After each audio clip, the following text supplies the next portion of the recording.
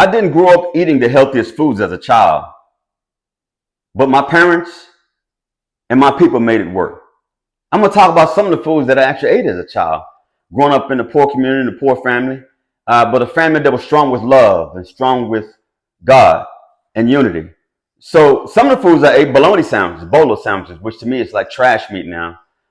It's a lot of chopped up meat. You can put it to a sandwich, or you can put it to. It's basically like a hot dog. It's like a sliced hot dog, basically. You can put on a sandwich and call it a sandwich. But bologna is some of the most unhealthy foods you can eat, and it certainly leads to clogged arteries and things like that. Hell, I've eaten sugar sandwiches. Sugar sandwiches. If you don't know what a sugar sandwich is, it's when you don't have nothing else in the house but bread and sugar. Take 2 slices of bread, sprinkle some sugar in between it, and go to work. And if you were lucky if you had some butter to kind of spread between them too. But it worked. It met the intent. It kept the belly full. As a child, I drank a lot of soda. Sodas were a cheap thing that was pushed heavily within, particularly impoverished and poor communities. Um, they know that stuff is bad. Sodas, potato chip candy, but they push that very hard in poor and impoverished communities. And the crazy thing is, folks will eat that stuff and get full off of it. And in their mind, they thinking it met the intent of, fulfilling the hunger. But in all actuality, it makes them more unhealthy. No one's educating them on the things not to eat and the things they should be eating or incorporate into their diets. So as a youngster, like I said, I didn't eat the most healthiest foods. My family was not rich by any means. We did what we could. It's funny because you go to any store, any chicken store, restaurant, KFC, Kentucky Fried Chicken, or Popeyes, any chicken store, they have certain parts of the chicken that they sell. They sell the wings, they sell the legs, they sell the thigh, they sell the breast. What they don't sell is the neck, the back, or the feet. But guess what? That was all on my plate as a youngster, because oftentimes it's all I could afford. And people are like, what the hell is a chicken back? If you're hungry enough, you'll find out what a chicken back is. And let me tell you, it is some of the most tastiest thing when you ain't got nothing else. And so ate a lot of that as a youngster. Ate a lot of cheaper foods like vegetables when I was youngster, like greens. Greens historically have been a cheaper food. I mean, it's easy to grow. Whether it's collard greens, or turnip greens, it's a pretty easy food to grow. And so I was raised on a lot of greens, and that was pretty healthy. That was healthy until you put the pork fat in there. You'd have to put that big, or a ham hock or something like that. You know what I'm saying? Which is a big chunk of pork.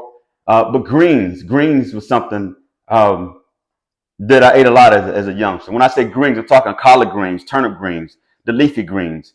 Similar to kale, but not as rough as kale. But greens are very nutritious for us growing up, and so I ate a lot of that. Ate a lot of pork, neck bones. Neck bones, man, I love neck bones. I love the hell out of neck bones growing up, especially smaller pieces, man. And hell, I don't eat that stuff today. I stopped eating pork and beef in 2007. So many years ago, I stopped eating that. But I tell you right now, if I ever have to go back to it, I know exactly where to go to. Y'all feel me? Yeah, I ate the pork. I ate every part of the pork, ribs, you name it, man. We ate all parts of the pork. Chitlins, chitlins was a big food in our house. My grandmother cooked chitlins quite often, particularly on during holidays and things like that, because they're cheap and you can feed a whole bunch of people. But you got to prepare chitlins right, man, because if you don't, you're in for a brutal awakening. For one thing, they smell. So if your chitlins smell after you process them, you haven't processed them well. I know what good processed chitlins smell like, but some people would gag at that and, oh, that's disgusting. That's pig intestines. Well, it was food back then. It was a difference between going to bed hungry and not back then. And I tell you one thing, we consumed a lot of pig. Cornbread, red beans. Red beans was another thing. Beans is a cheap commodity. My granddad knew how to do some things with some beans, whether it be just regular red beans, put a ham hock, a piece of pork in the red beans, or put some chili in that red bean. You know what I'm saying? Make them chili beans, man, and with that cornbread on the side, and or hot water cornbread. Hot water cornbread. Y'all look that up if y'all know what that is.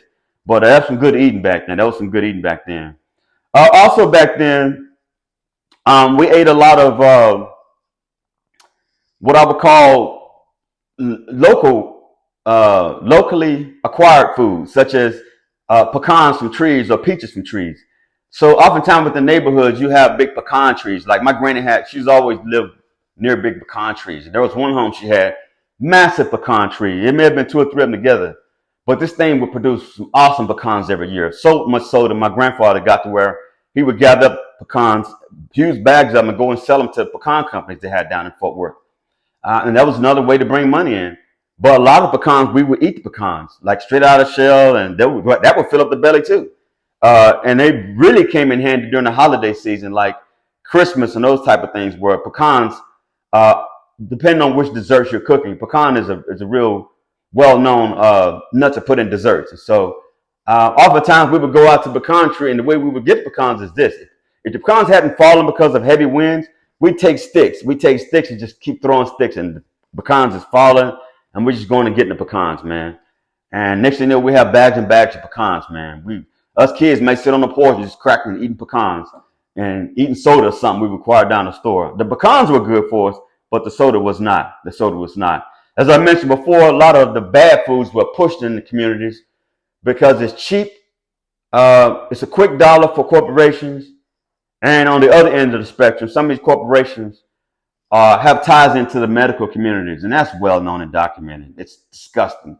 So basically, they're pushing stuff into the communities, knowing it's going to create health elements, knowing that these folks are going to have to go to the medical facilities where their homeboys and their buddies have investments. And it's a vicious cycle, man. It's a vicious cycle. And it's a cycle that still exists today. It's very strong today.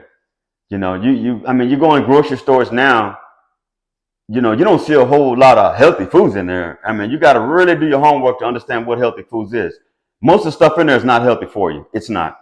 You gotta be educated and go right directly to a product that fits your quality or your needs in terms of healthy consumption of foods.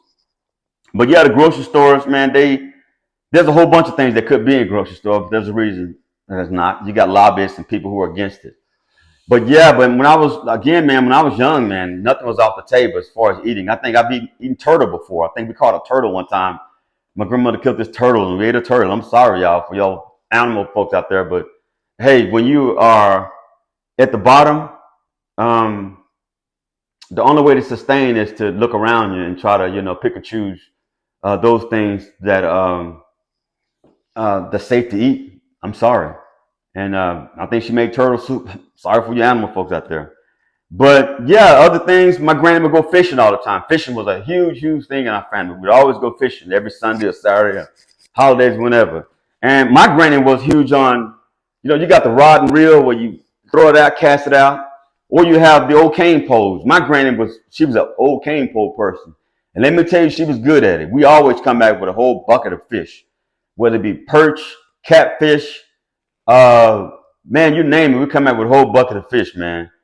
And one of the things we do, we go home and I go inside of the house with my granny or somebody else. Sometimes be by myself. She taught me how to clean fish, man. So I would go and clean up the fish and everything. And that evening we'd have fried fish and pick up a couple of potatoes at the store. Now you got fried fish and potatoes. So we know how to survive, man. We know how to survive. A lot of nice fishing spots used to be in place in Fort Worth years ago, but I wouldn't eat fish out of no damn water in America today. There's no way in hell. I just couldn't do it.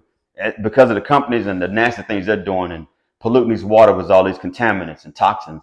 There's no way I would eat any fish out of any body of water in America. I'm sorry. I just wouldn't do it.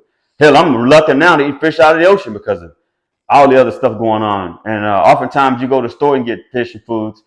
It ain't from where you came from. It's from another country, Vietnam or China or somewhere else, and you don't know how they process that food.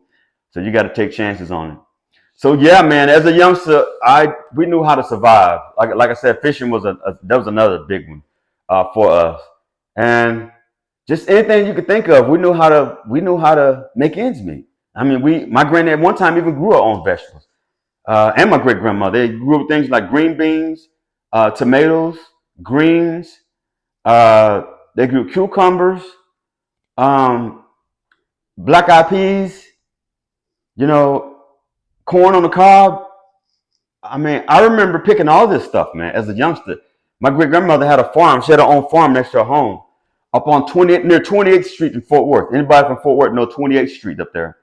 Near that cemetery up there. She lived kind of across from that cemetery, but she had a nice parcel of land, man, where she grew her own foods, man. And I remember every different times of the year, whether it be spring or fall, the harvest, whatever, man, we'd be out picking foods, or we'd be on the front porch shucking peas or whatever, man. And see, they made sure to share those foods, not only with other family members throughout the family, they shared it with family friends or people in the communities who they knew were suffering, were in need. They always would share. And so I'm grateful to come from a background of truly true servants, true servants. And so as a child, I didn't have much in terms of food. I ate what I could of what was available to me. I'm grateful for that. But I'm also grateful for the fact that my family knew what it meant to survive, and that we did. This is Eric Brown, MOBO-Media. Y'all take care. Bye-bye.